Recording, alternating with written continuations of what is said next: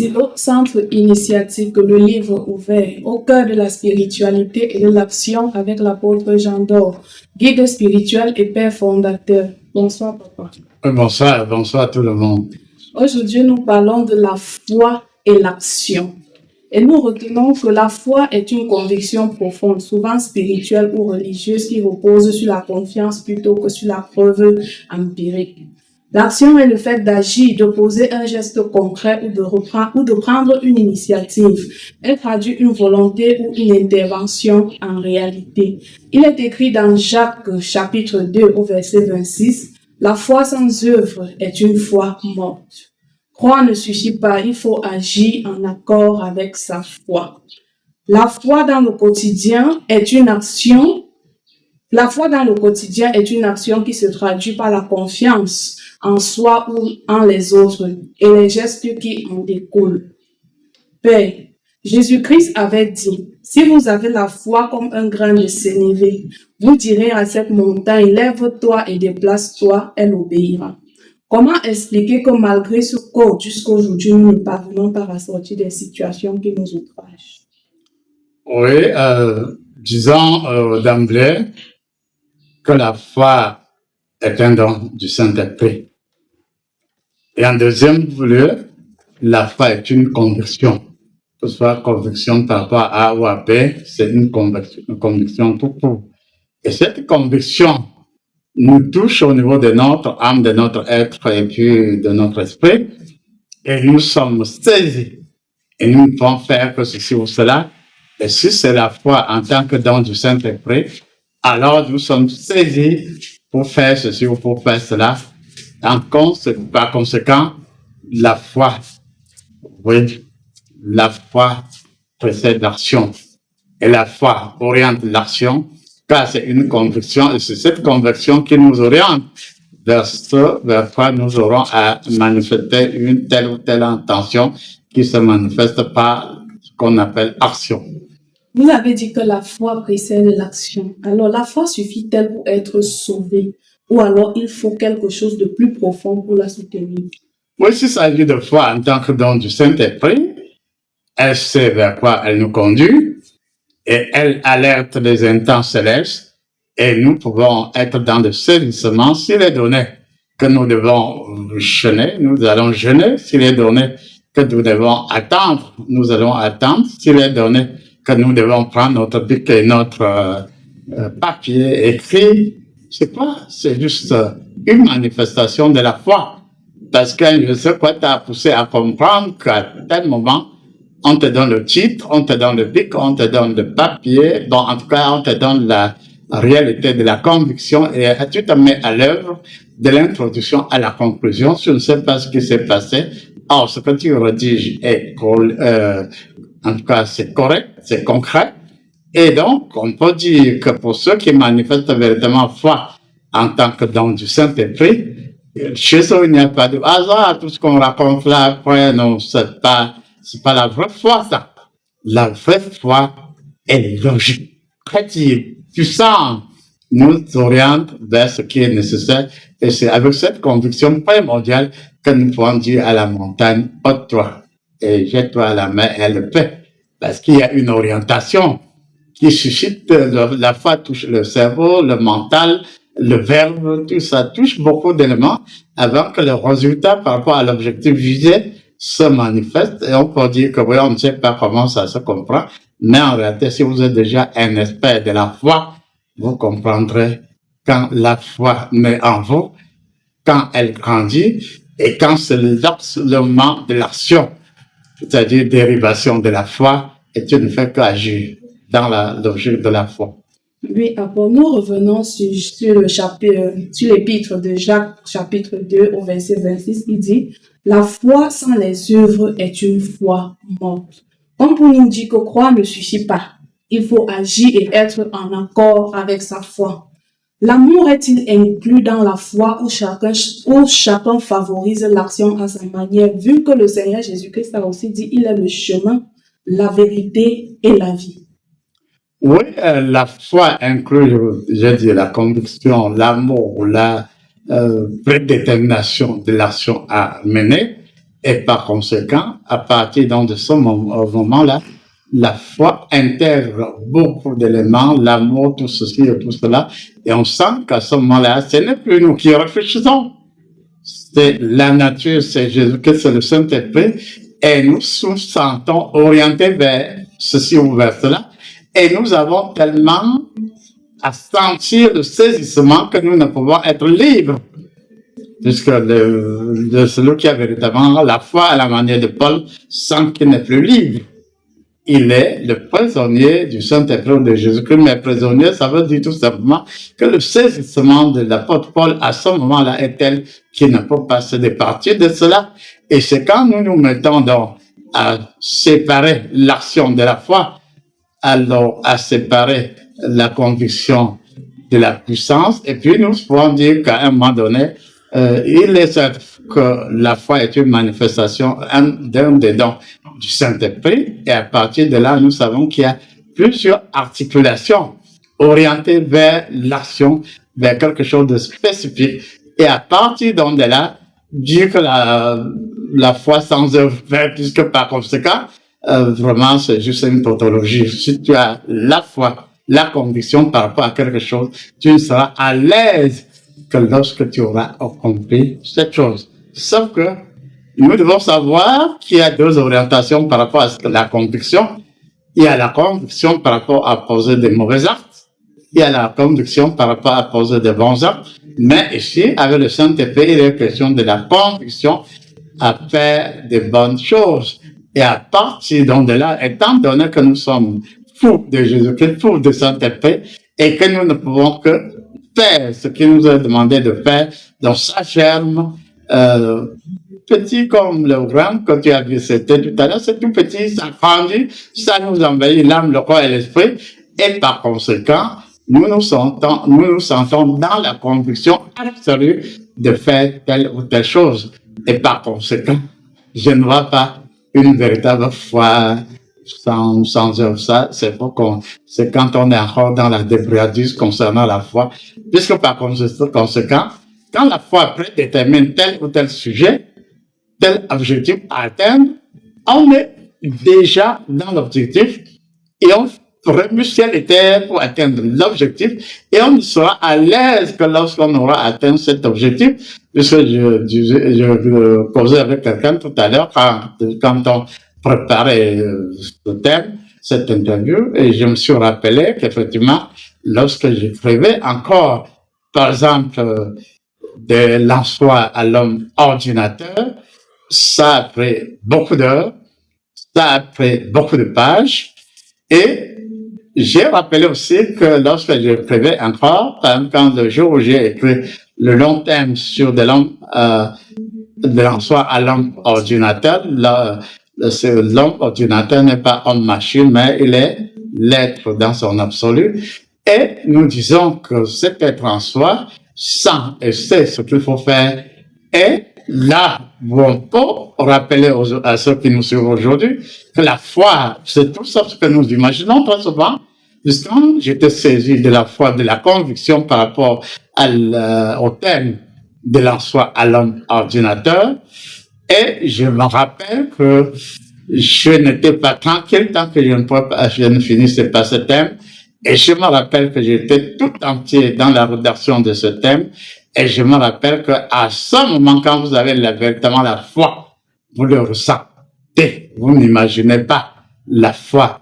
Et à partir de là, la foi dans son éclairage trace le chemin. L'action s'invite à nous. C'est aussi l'autre caractéristique de la foi profonde, c'est qu'habituellement, dans notre débrouillardise, on jeûne, on prie. Bon, c'est un aspect de la consolation, mais dans la vraie foi, on se passe très souvent de la prière. Ça va choquer certaines personnes. À travers ces choses, on se passe de beaucoup de choses, on va droit au but. C'est-à-dire, il n'y a pas de temps de jeûner, puisqu'à un moment donné, Peggy, tu dois savoir que lorsque tu vas entrer pour planifier bien la foi qui te caractérise, lorsque tu rédiges tes thèmes, tu vas sentir quand c'est le moment de recevoir le thème, tu vas sentir quand c'est le moment de rédiger le thème, tu vas sentir quand c'est le moment où tu dois obligatoirement prendre le papier et rédiger le thème. Et par conséquent, à ce moment-là, était donné dans la dimension de la construction des profondeurs de devenir l'objet de ta recherche. Et quand tu deviens tends vers l'objet de la recherche, tu fonds dans l'objet de la recherche, à ce moment-là, tu causes donc avec l'objet de la recherche, et à ce moment-là, ce n'est plus la foi débrouillardise, ce n'est plus la foi consolation, c'est tout ton être qui s'aimante, c'est tout ton être qui brille par l'élément de la transfiguration, c'est tout ton être qui a l'éveil, qui devient foyer d'énergie et de lumière, de puissance, de feu, de tout ce que tu veux. Et à partir de là, quand tu deviens véritablement lumière et souffle dans l'absolu, donc la contenance de la foi, alors tu vas droit au but. Et je présume que ceux qui nous suivent vont chercher maintenant à acquérir la foi qui est conviction, qui est cette force tellement puissante qui très souvent résume les 9 dons du Saint-Esprit, puisque en réalité, d'après la description de notre Seigneur Jésus-Christ, il y a l'amour, il y a la foi. Quand les deux la s'unissent, vous avez les anges, vous faites également ce que vous avez à faire, que viendrait chercher le jeûne à ce moment-là, que viendrait même chercher la prière à ce moment-là, puisque prier dans l'absolu, c'est dialoguer avec l'objet par rapport auquel nous prions. Il est vrai que nous ne possédons aucun droit de jugement sur les œuvres du Seigneur, car tout ce que le Seigneur fait est bon. Mais nous remarquons que certaines personnes qui ne cherchent pas Dieu vivent des miracles. Et parfois narguent ceux qui sont devant la face de Dieu, qui attendent encore le miracle. Comment expliquer le fait que ceux qui ne cherchent pas trouvent et ceux qui cherchent n'ont rien? Oui, effectivement, disons qu'il est juste question de la vraie foi en tant que conviction, en tant qu'antériorité de l'énergie dans son absolu, mais en réalité, si je prends mon cas, j'en ai discuté avec quelqu'un aujourd'hui, donc un homme de Dieu, un pasteur, et je lui ai rappelé que j'ai une expérience de 60 ans, mais officiellement, notre silo n'est légalisé que depuis 2009. Donc, ça veut donc dire que je n'ai pas eu le papier. Pour moi, j'ai eu le papier pour vous. Puisqu'après, vous pouvez dire, non, on a été avec l'apôtre Jean d'Or, il nous a fait ci, il nous a fait cela. Mais il faut au moins quelque chose qui prouve que vous avez été avec moi. C'est à quoi sert le papier là? Sinon, pas autre chose. Puisque quand il est question de déployer la foi pour vous toucher, pour vous outiller, je n'ai pas besoin à ce moment-là de ces considérations parfois qui nous poussent à la déprime. Bon, revenons à la réalité. Est-ce que tu as dit est vrai? Absolument vrai. Et je peux le réitérer aujourd'hui, je le réitère depuis un certain temps. Si je devais chercher Dieu, je doute fort que je l'aurais cherché. Il faut jamais être honnête. Il dit que si c'est moi, Yokam, qui devrais chercher Dieu, je doute fort que je le chercherais. Je ferais tranquillement mon karaté, je ferais tranquillement mon yoga. En tout cas, bel homme, je ferais la vie des hommes, je serais dans les bois de nuit, je ferais ceci, je ferais cela. Mais à un moment donné, sans demander mon avis, ça c'est l'acte de la jeunesse de la foi, Dieu me met à part. Et quand il me met à part, il m'observe pendant très longtemps. Si tu veux baiser, tu baises. Si tu veux faire ceci, tu fais. Fais tout ce que tu veux. Il t'accélère payer pour que tu fasses tout ça. Et c'est là, le pauvre. Si le pauvre là sait que bientôt, je vais le séparer de toutes ces choses-là, même la bière, lui, il n'en aura plus le goût.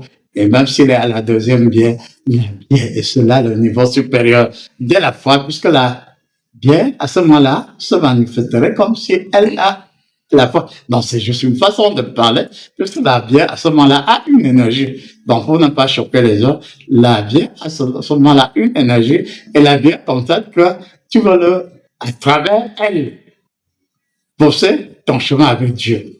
Donc, je dis, et je reprécise, que moi, je n'ai jamais cherché Dieu.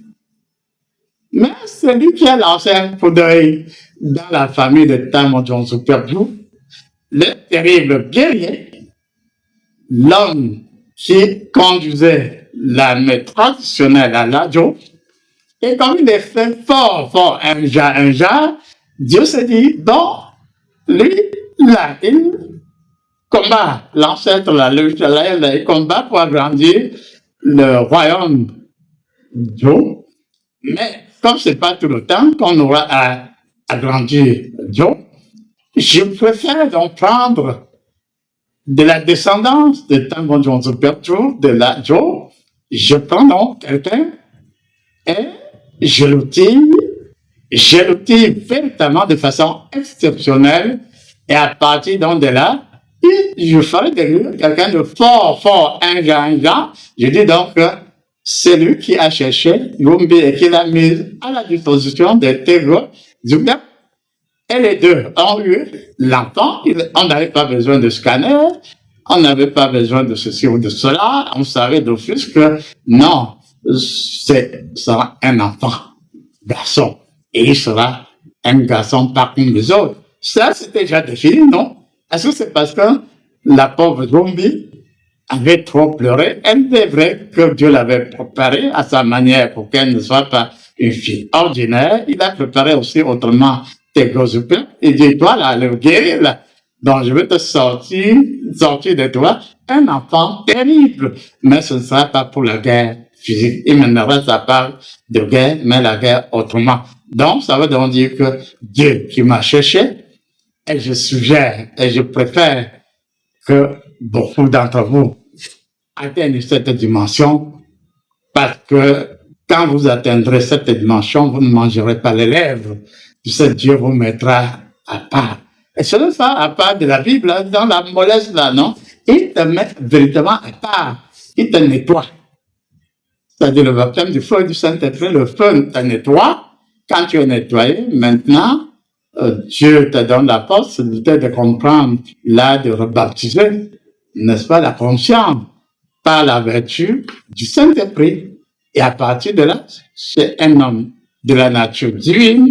Et à partir de là, la personne qui est de la nature divine, qui sort de Dieu, qui reçoit de Dieu, qui a tout de Dieu, n'a pas le temps même pour prier, pour en parler.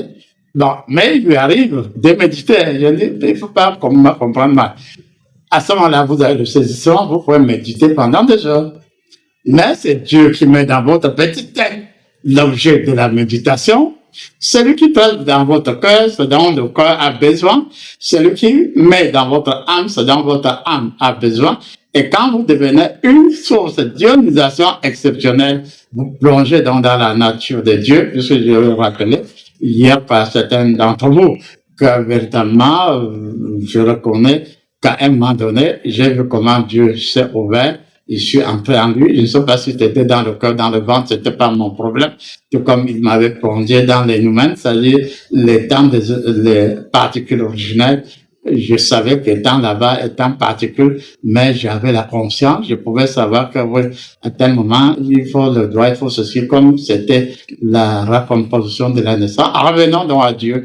Je vous assure que lorsqu'il vient à vous, lorsqu'il se saisit de vous, dans mon cas, c'était depuis des parents, Tego, Zupep et Lumbe Joséphine. Donc, il s'est arrangé à les conditionner autrement pour que, au moment où il y a le spermatozoïde de mon pauvre père, Tego, Zupep, et pourquoi que oui, je suis fort, bon, mais ta force n'a rien fait dans le cadre de la conception du futur Yokam. Alors, qui étant ton père, je dis donc que c'est merveilleux, Seigneur, quand nous plongeons dans Dieu, et étant dans Dieu, je n'ai pas cherché à savoir si j'étais dans le cœur, dans une telle partie, non. Je sentais que j'étais en lui, et il m'a donné là la possibilité. Bon, comme j'ai expliqué que même quand vous avez un petit comme le petit Maël, quand il se sent en danger, ne soit qu'il va courir vers un adulte qui va le protéger. C'est la même chose avec Dieu, puisque Satan sait très bien que s'il me crée un peu trop de merde, si c'est gros grave, bon, il est proche de mes 5 mètres 50, une des possibilités, ce que je disperse paraissent en Dieu. Le sorcier le font. Pourquoi Dieu ne le ferait pas? Donc, il y a cette possibilité où c'est Dieu qui nous choisit, c'est Dieu qui nous conditionne l'âme, le corps et l'esprit, et à partir de là, je peux reconnaître que j'ai constaté qu'il te donne un temps d'aller dans les boîtes de nuit, de baiser, de faire tout ce que tu veux, mais après, il est fait tout ça d'état conscient. Moi, je sais que s'il le fait brutalement avec un homme ordinaire, il risque de devenir fou. Je ne le souhaite pas. Donc, il y a cet appel où nous sommes en Dieu, nous sommes des dieux, et nous allons dans les grandes profondeurs, et à partir de là, la foi est notre identité de principe, d'amour, l'harmonie, tout ça, notre identité remarquable, et à partir de là, nous avons la possibilité de dégager une foi exceptionnelle, et quand on a ce genre de foi, on peut donc décider à partir de soi d'aller dans le village de l'apôtre, eh bien, Yolande, de regarder la terre, de souffler dans la terre, de modifier le comportement de la terre. Il est vrai que ce jour-ci, il y a un homme de Dieu, le docteur, n'est-ce pas, révérend docteur Jérémie Nebot, bon, terre contre terre, comme l'humanoïde aime trop le concret. C'est pour ça que je choisis le terme terre contre terre, on prend véritablement la terre. Parce qu'il fait, il injecte l'énergie dans cette terre qu'on va jeter contre la terre, et la terre là va absorber la mauvaise énergie de la mauvaise terre. Ben, c'est tout ça parce que l'homme est prospère. Et quand l'homme sera encore de plus en plus, sera un peu de plus en plus dans la foi, dans la vraie harmonie, dans l'énergie de Saint-Dieu, à partir de là, le même homme pensera à la terre comprendra, sentira qu'on est en train de penser à elle, changera de nature, et même dans le camp de gauche, on sait très bien qu'au départ, on a de petits travaux assez après. Quand on atteint le degré ultime de la foi, on se sépare, on défie ces petites figures-là, et puis on a la volonté de puissance. Et cette volonté de puissance peut se manifester à travers la pensée. Et l'avantage de la pensée, je reconnais que lorsque je dois aller à Dieu, dès que je pense à Dieu, où qu'il se trouve, je suis là-bas, par la pensée, puis je retrouve ma pensée. C'est pas scientifique, c'est logique. Et c'est comme ça qu'on peut dire donc en Dieu, tout est sensible, tout est hautement scientifique. Et l'autre aspect de foi là, c'est vraiment la petite consolation, c'est la débrouillardise. Cherchez Dieu, cherchez-le, mais ne vous pressez pas. Le moment où il va vous localiser, tout changera. Et vous saurez enfin ce qu'on appelle foi, ce qu'on appelle action, puisque c'est pas vous qui serez en action. C'est l'harmonie, c'est l'énergie divine que vous avez en vous qui fera qu'en action. Quelqu'un a une plaie inguérissable, donc Dieu choisit l'un de vous. L'un de vous peut soit toucher la plaie inguérissable, soit souffler sur la plaie inguérissable, soit penser tout simplement à la plaie inguérissable, et le résultat sera là. Mais quand on va atteindre le niveau où on n'est plus à l'état de l'humanoïde, on peut regarder la plaie, on n'y souffre pas, on y pense seulement, et le retour est joué, la plaie inguérissable guérit. Bon, ça, c'est pour ceux qui sont spécialisés pour cet aspect. Bon, on peut continuer. Que Dieu nous pardonne notre faible niveau de compréhension. Il rebaptise nos consciences et nous donne d'être véritablement en lui, comme il a fait avec vous. Père, vous nous avez souvent parlé du dépannage. Est-ce que c'est la foi qui favorise l'action dans le dépannage? Oui, dans le dépannage, on a un peu de foi, mais beaucoup d'égarement. Et c'est ça qu'on appelle dépannage. Et je vais donner le vrai sens du dépannage, pour qu'on ne soit pas dans la débrouillardise. Le dépannage, ça veut donc dire que Dieu peut venir même à sa Peggy, se rendre compte que son intérêt est pourri. Excusez-moi du terme, je sais que vous êtes trop sensible. Nous sommes d'une manière ou de l'autre. J'ai dit que moi, je sors d'une famille de pourris, je viens de le rappeler. Donc, ça veut dire qu'à ce moment-là, quand il est question que tu changes de polarité et autres, tu vas sentir progressivement l'évolution du changement en toi. Et à partir donc de là, la consolation veut dire que Dieu n'attend pas que tu abandonnes tous tes péchés, que tu abandonnes les péchés de tes parents, que tu sois totalement transfiguré. Il ne prend la méthode la plus sûre. Qu'est-ce qu'il va faire dans le dépannage? Il peut t'appeler chez lui. Et quand tu es donc chez lui, qu'est-ce qu'il fait? Il te montre la beauté de chez lui. Il peut souffler un peu sur toi. Il te goûte à ta nature. Et tu vas te rendre compte que c'est tellement beau que le dépannage crée l'envie du définitif. C'est-à-dire, il t'amène chez lui, il te montre les cieux. Bon, j'en ai fait l'expérience en avril 1964 à l'hôpital. Et puis, j'étais dans mon coma, j'ai visité les cieux. Bon, donc, les autres ont dit que c'était en tout cas, ils vont trouver leur terme. Ça n'engage que moi, je sais que j'étais chez Dieu. Et ce que j'ai vu, une beauté maximale. Et on m'a accueilli avec beaucoup de respect parce que vous fabriquez aussi là. On m'a accueilli avec beaucoup de respect. Et en 64, ça fait 60 ans, non? Hein? Ça fait 61 ans. Mais c'est comme si c'était hier. Hier. Je vous assure que pour moi, l'avènement d'avril 1964 est tellement en moi que c'est comme si j'étais encore en 1964, à tout moment même, après que j'ai eu mon temps de faire des bêtises, mais Dieu m'a observé, il a seulement cherché à savoir au moment où je vais le détacher de son état de souci, de petites sorcelleries de ses parents, de ceci et de ça, de petites magies de ses parents, est-ce qu'il va regretter? Il s'est rendu compte qu'il n'a pas eu de regrets. Et voilà là la nuance. Ça dit dépannage. On sait que le discours, les autres vont battre mieux, non? Yes. En matière de la foi dont on parle. Et on sait bien que dans la vraie foi, ce ne sont pas des problèmes, c'est pas un problème de discours, c'est un problème d'action. Puisque le titre, c'est foi et action. Et quand on est au moment de l'action, c'est plus un problème de discours. Et la consolation vient du fait que Dieu constate que s'il va acheminer même à ça progressivement jusqu'à la dimension plurielle, ça risque de prendre trop de temps, et risque de n'a rien retenu.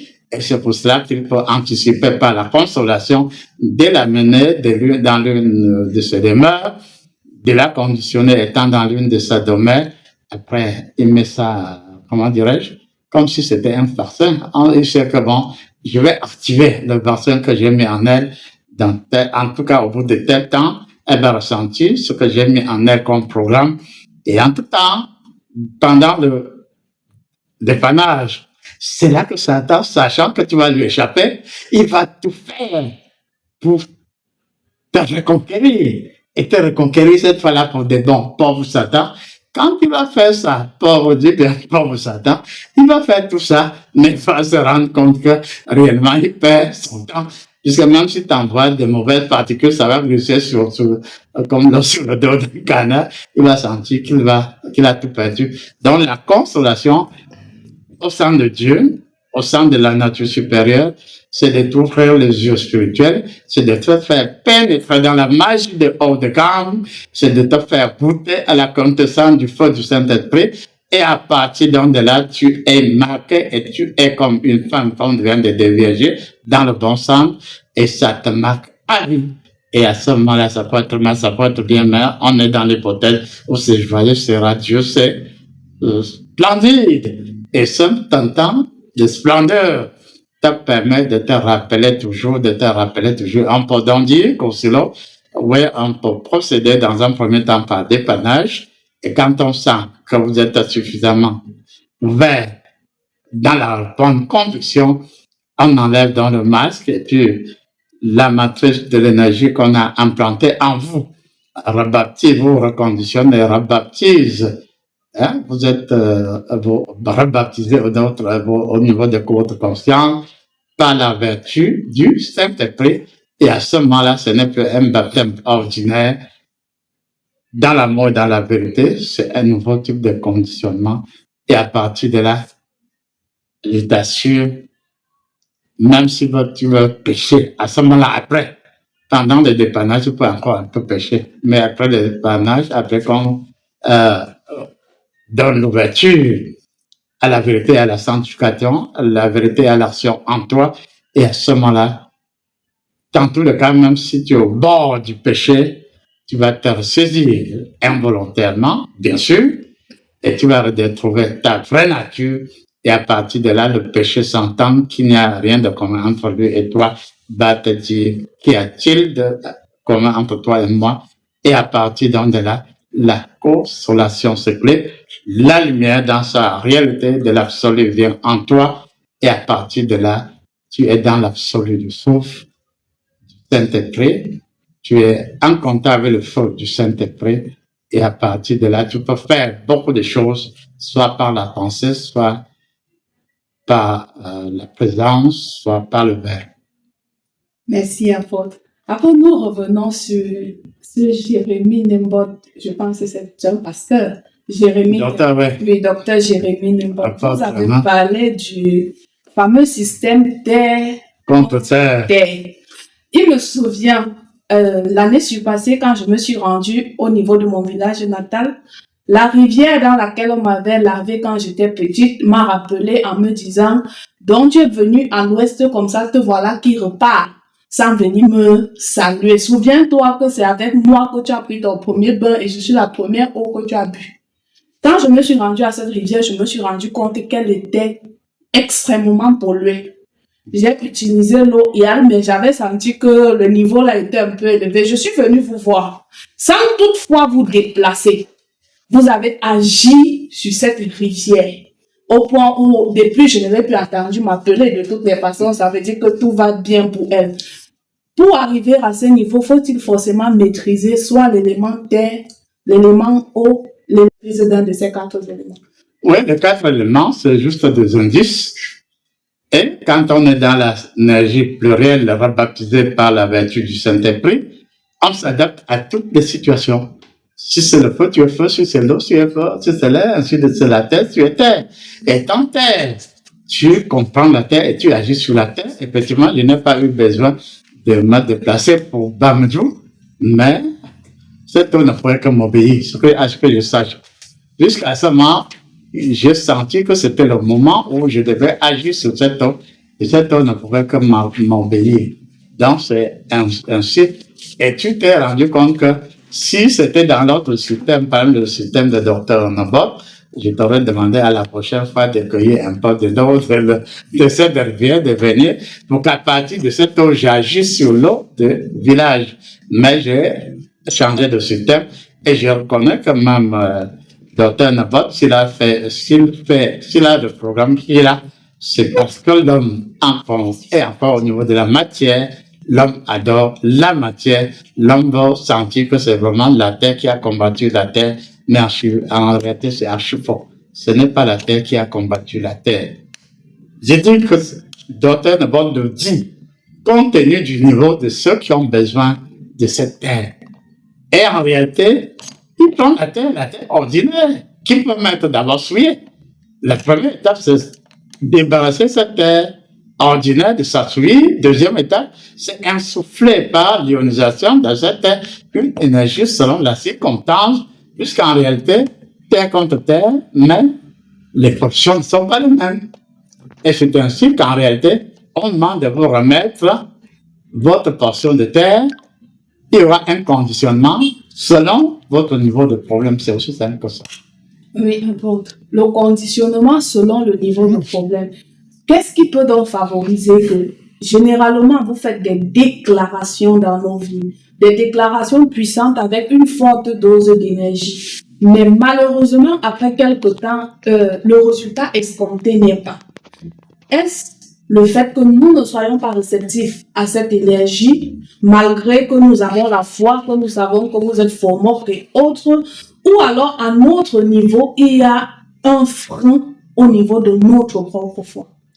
Oui, à ce moment-là, vous n'avez pas de conviction, sinon la conviction orientée vers vos choses. Vous n'avez pas de foi, sinon être vous-même par rapport à votre petit oiseau. Vous n'avez rien du tout. Et à partir de là, le plus souvent, quand la chose, là, il y en a qui est venu, bon, c'est leur problème, quand la chose, sans qu'on dégage vers elle une énergie exceptionnelle qui va la décaler. Et j'ai expliqué abondamment que le fait, vous faites de la bile pour rien. Il a dit que, et la personne entre dans la rage parce qu'il veut remettre le hibou à sa place habituelle, ou c'est lui, le hibou, qui te donne des ordres.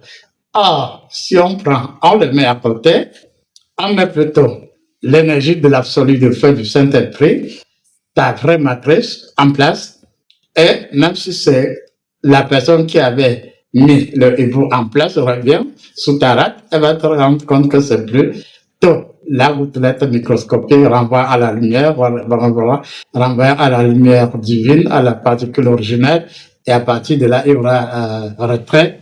Puis à ce moment-là, tu peux dire à ce type-là, va et ne reviens plus jamais, parce que tu ne perds plus rien. Tu auras plus que le hibou abandonné. Mais quand le chemin que je possède et que j'utilise depuis mon enfance et même avant mon enfance, il est réel, mais à cause de la peur. À cause de la peur, grâce à ceux qui vont vous dire, non, voici tout, transforme-nous, pourvu que ce que j'ai ne soit plus le hibou. Et l'avantage sera quoi? Que la personne va, si elle rentre, est en contact avec le détenteur de hibou, tu seras au-dessus du détenteur de hibou. C'est aussi simple que ça. Mais si on demande conseil, on va dire le violemment. Mais c'est pourtant la réalité. On doit vous transformer ceux qui acceptent d'être transformés. Et si vous faites votre enseignement après l'enseignement, ma part, c'est que au jugement dernier, on va reprendre tous mes enseignements, on va sentir que je n'ai dit que ce que je veux dire, je n'ai fait que ce que je devrais faire.